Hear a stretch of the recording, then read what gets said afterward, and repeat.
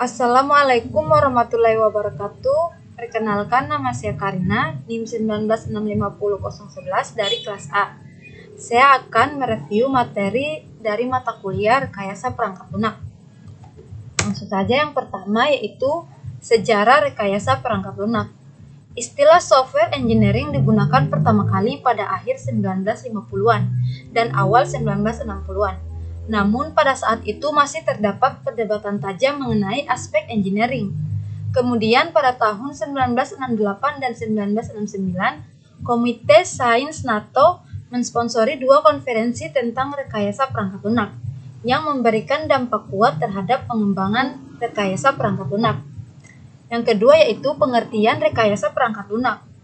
Rekayasa perangkat lunak sendiri adalah suatu disiplin ilmu yang membahas semua aspek produksi perangkat lunak, mulai dari tahap awal yaitu analisa kebutuhan pengguna, menentukan spesifikasi dari kebutuhan pengguna, desain, pengkodean, pengujian, sampai pemeliharaan sistem setelah digunakan. Lanjut, perangkat lunak atau software. Perangkat lunak merupakan program-program komputer dan dokumentasi yang saling berkaitan. Rekayasa perangkat lunak berasal dari 2 kata, yaitu software atau perangkat lunak. Perangkat lunak atau software adalah source kode pada suatu program atau sistem. Yang kedua, engineering atau rekayasa adalah aplikasi terhadap pendekatan sistematis. Selanjutnya, perkembangan rekayasa perangkat lunak.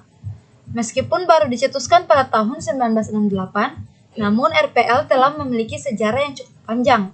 Dari sisi disiplin ilmu, RPL masih relatif muda dan akan terus berkembang.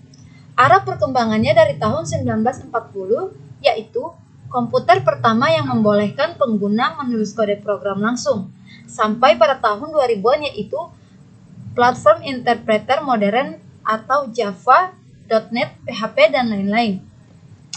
Selanjutnya, ruang lingkup rekayasa perangkat lunak. Fokus utama pengembangannya adalah mengembangkan praktek dan teknologi untuk meningkatkan produktivitas para praktisi, pengembang perangkat lunak, dan kualitas aplikasi yang dapat digunakan oleh pemakai.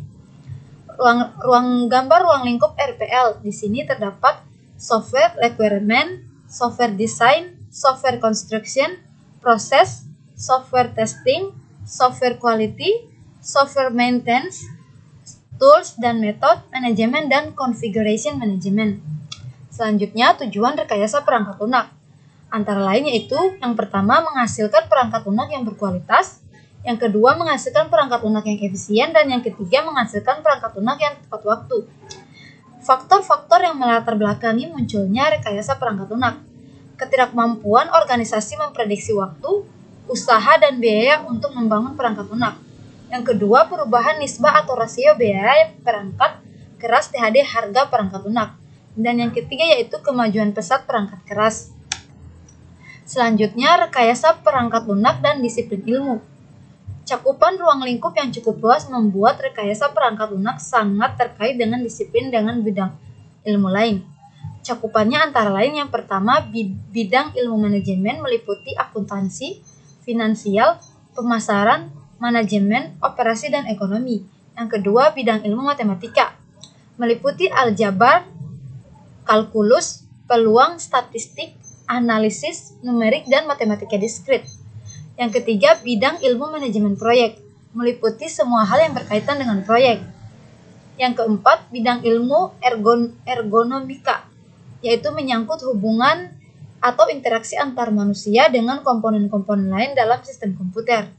Yang kelima, bidang ilmu rekayasa sistem meliputi teori sistem, analisis, biaya keuntungan, pemodelan, simulasi, proses, dan operasi bisnis. Selanjutnya, sifat dan karakteristik software. Software merupakan elemen sistem logik dan bukan elemen sistem fisik seperti hardware. Hardware manufacture, wears out, built using components, relatively simple. Sedangkan software yaitu develop atau engineer, deteriorates, custom build, serta kompleks. Selanjutnya, kategori perangkat lunak secara umum. Kategori perangkat lunak secara umum dapat dikelompokkan sebagai berikut. Yang pertama, perangkat lunak sistem. Yang kedua, perangkat lunak real time. Yang ketiga, perangkat lunak bisnis. memproses informasi bisnis seperti payroll, inventory, dan lain-lain. Yang keempat, perangkat lunak teknik dan ilmu pengetahuan. Yang kelima, embedded software. Yang keenam, perangkat lunak komputer personal. Dan yang ketujuh adalah perangkat lunak kecerdasan buatan. Tipe-tipe software. Yang pertama yaitu system software. Yang kedua, application software. Ketiga, engineering and scientific software. Yang keempat, embedded software. Yang kelima, product line software. Yang keenam, web application atau web apps. Dan yang ketujuh, artificial intelligence software. Nah, itu saja review mata kuliah dari saya. Lebih dan kurangnya mohon dimaafkan. Wabillahi taufiq wal hidayah. Wassalamualaikum warahmatullahi wabarakatuh.